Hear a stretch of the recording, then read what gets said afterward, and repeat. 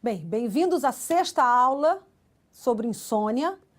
Abordaremos agora o tratamento medicamentoso.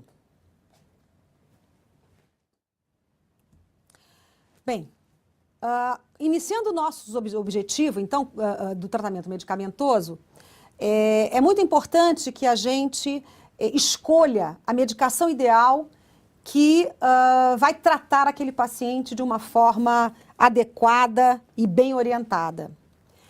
Para isso, a gente precisa conhecer a farmacologia, né, das medicações que vão ser usadas, principalmente dos sedativos e hipnóticos. A gente tem que escolher o hipnótico ideal para o nosso paciente. É fundamental que a gente faça um acompanhamento bem próximo desse paciente, principalmente no início do tratamento. É importante que o tratamento seja adequado também para o idoso e para a mulher, né, que sabemos atualmente, que os últimos trabalhos mostram que as doses, principalmente dos hipnóticos, tem que ser um pouco menores para em alguns casos. E por que o tratamento pode falhar? A gente precisa entender o motivo do tratamento falhar para que a gente aborde o mais rápido possível esse nosso paciente. Bem, a medicação hipnótica ideal, né, que nós vamos usar, o ideal é que ela tenha, então, menor condição possível de alterações em relação à memória e cognição. Que ela tenha uma boa absorção, uma absorção rápida, que tenha uma ligação mais específica possível com o receptor, para que ela tenha um efeito com menor efeito colateral relacionado à droga possível, que ela tenha uma manutenção de sono, que ela promova uma manutenção de sono o mais próximo do fisiológico possível e que ela tenha um reduzido efeito residual, ou seja, que ela tenha o mínimo de efeito residual possível para que esse paciente tenha um bom dia pós a noite de que vai ser necessário o uso da medicação. O nosso hipnótico ideal deverá ter ausência de potencial de abuso, ou seja, que ele dê um mínimo possível de dependência, né, física e química e que tenham ausência de fenômenos de tolerância e dependência. Ou seja, a gente sempre tem que tentar usar uma medicação que possa criar o mínimo de abuso, né, e tolerância para os nossos pacientes, uma vez que muitas vezes usarão essa medicação por muito tempo. Que tenha ausência de metabólitos ativos, que tenha um efeito ou nenhum efeito em relação à depressão respiratória, porque isso é uma preocupação nossa. Muitos dos nossos pacientes têm associação de doenças relacionadas ao sono, muitos têm apneia do sono, e o hipnótico que causar ou piorar um quadro respiratório noturno pode nos causar mais problemas do que soluções em relação ao sono do nosso paciente. E de preferência que ele não tenha uma interação com álcool ou outras substâncias depressoras do sistema nervoso central. Então a gente sempre tem que ver uma medicação que cause um mínimo de efeito relacionado à parte ventilatória também. Bem, a escolha então do nosso sedativo hipnótico deverá ser iniciar com uma menor dose efetiva possível, o menor tempo de utilização possível para resolver o nosso problema, o problema de insônia. Deveríamos monitorizar a melhora desses sintomas dos pacientes de uma forma próxima, tratar sempre a causa, sempre que for possível a gente precisa tratar a causa, porque senão esse paciente, por mais que a gente induza o sono dele, nós não vamos conseguir controlar a insônia em longo prazo, porque não se mexeu na causa, né, da insônia. O medicamento pode não atuar nos comportamentos inadequados relacionados à insônia crônica, né? Isso, muitas vezes, a gente percebe que eles não conseguem, a gente não consegue resolver os comportamentos inadequados usando o medicamento hipnótico escolhido. Bem, tratamento farmacológico, então. Nós podemos usar sedativos, hipnóticos. O que a gente espera do sedativo? Que ele modere a excitação e acalme o indivíduo, né? Uma vez que a gente sabe que esses pacientes são mais ansiosos e têm uma expectativa muito maior em relação ao seu sono do que normal, né? que o nosso hipnótico escolhido produza sonolência, induzindo início e manutenção do estado de sono. De preferência, que ele tenha uma noite, uma indução rápida e um tempo de sono com essa medicação satisfatório. Esses medicamentos, normalmente, estão associados a neurotransmissores, né? Como os GABAérgicos, serotoninérgicos, estaminérgicos, alfa-adrenérgicos, melatoninérgicos e outros neurotransmissores relacionados ao sono no sistema nervoso central. Quais são, então, os medicamentos que temos hoje em dia para o tratamento da insônia? Nós temos a linha dos benzodiazepínicos, amplamente utilizados, amplamente usados, estudados durante muitos e muitos anos. Nós temos o grupo dos benzodiazepínicos, né, dentre eles o Zolpidem, a Zolpiclona, o Zaleplona. Temos novos compostos aparecendo, muitos infelizmente não estão ainda no Brasil, como o Indiplon, o Remelteon e o Zolpiclone. O Gaboxadol e a Tiagabina, né? Fitoterápicos como valeriana, melatonina e os antidepressivos, né, antipsicóticos e antihistamínicos, que têm um efeito também sobre sono. Bem, pelo Consenso Brasileiro de Insônia, os benzodiazepínicos não são mais a primeira linha de tratamento da insônia. Aliás, a medicina do sono, ultimamente, tem evitado, né, e orientado os nossos pacientes a não utilizarem com a frequência que utilizavam os benzodiazepínicos.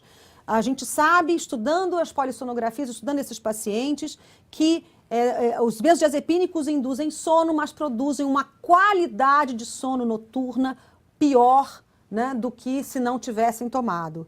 Então, cada vez se usa menos benzodiazepínicos e o consenso brasileiro, hoje em dia, já trata desse assunto, não escolhendo mais o benzodiazepínico como primeira medicação para insônia. Normalmente, esses medicamentos têm que ser usados por um período inferior a 3 semanas, porque eles têm um efeito de adição. Se reavalia sua indicação e duração no caso de comorbidades, principalmente se esse indivíduo tiver um transtorno de ansiedade, uma depressão, doenças respiratórias e doenças neuromusculares, porque o benzodiazepínico pode piorar essas condições comórbidas se usado por um longo período. O hipnótico hoje em dia, não benzodiazepínico, mais usado no mundo é o Zolpidem. Ele foi sintetizado em 1980 e já tem, então, um uso clínico desde da década de 90. Então, já se tem muitos trabalhos com uso prolongado de Zolpidem. E ele se mostrou seguro na maior parte dos trabalhos em longo prazo, né? Alguns mostrando que até 4 a 5 vezes por semana, em média de 12 semanas de uso, ele não apresentou sinais de tolerância ou insônia de rebote. Existem, inclusive, trabalhos mostrando o uso de benzodiazepínico maior que 5 anos, de acompanhamento de uso crônico de benzodiazepínico, não, de Zolpidem, mostrando que ele tem um potencial de adição bastante controlável e baixo na população. E hoje em dia é o hipnótico mais prescrito do mundo. Outras opções farmacológicas seriam a valeriana, que é um fitoterápico. Já existem trabalhos na literatura mostrando que ela é eficiente. E a melatonina, né, que é um hormônio já produzido pela nossa pituitária, né, é um hormônio relacionado à liberação relacionada ao claro e escuro. Quando começa a cair a noite, ele começa a ser produzido e ele já é responsável, é um dos fatores responsáveis para o início do sono e normalmente é uma medicação que se usa no pico de liberação, no horário de pico de liberação, para a gente estimular o início do sono de forma mais fácil. Bem, os antidepressivos usados que mais ajudam no início ou na produção de sono, né, que produzem uma sedação mais acentuada, seriam a amitriptilina, a trazodona e a mirtazapina, né, como mostrado nesse slide. É muito importante que a gente entenda que o tratamento medicamentoso associado ao não medicamentoso mostrou-se superior a qualquer um dos medicamentos prescritos de forma isolada. Então, isso já é consenso que não é só tratamento medicamentoso que é feito para insônia. Normalmente, os nossos pacientes com insônia vão ter um controle mais efetivo e um controle em longo prazo muito maior se associarmos a terapia comportamental cognitiva ao tratamento terapêutico medicamentoso. Isso já é consenso internacional e cada vez, nos congressos internacionais, mais se fala a respeito dessa associação de tratamento para que a gente tenha os melhores resultados no tratamento da insônia de forma geral. E por que o tratamento falha? Principalmente pela crença de que tratar insônia é extremamente simples, e não é, é muito difícil. A gente tem muitos fatores que causam a insônia, que mantêm a insônia, né, que mantêm esse quadro. E se a gente não conseguir controlar todos esses estímulos, a chance desse indivíduo continuar com insônia depois de início da medicação, quando ele para a medicação, é muito, muito grande. Ignorar a persistência dos fatores predisponentes, como falei, e perpetuantes na insônia aguda e crônica é não tratar esse paciente de uma forma correta. Ignorar a ocorrência simultânea de condição comórbida, né, ou outro distúrbio do sono, como depressão, síndrome de ansiedade generalizada e causas psiquiátricas, causas cardiovasculares, causas respiratórias. Tratar o paciente como um todo faz com que o nosso... não tratar o paciente como um todo faz com que rapidamente esse paciente volte a ter sintomas. O uso crônico de medicamentos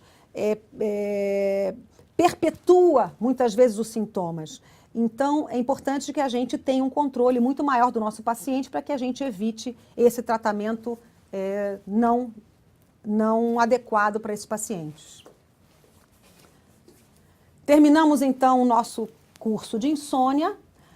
Espero que vocês tenham gostado. Abordamos de uma forma bem ampla toda a parte diagnóstica de tratamento, medicamentoso, não medicamentoso, com as suas classificações mais atuais. Espero que se inscrevam continuem inscrevendo nos nossos outros cursos. Muito obrigada.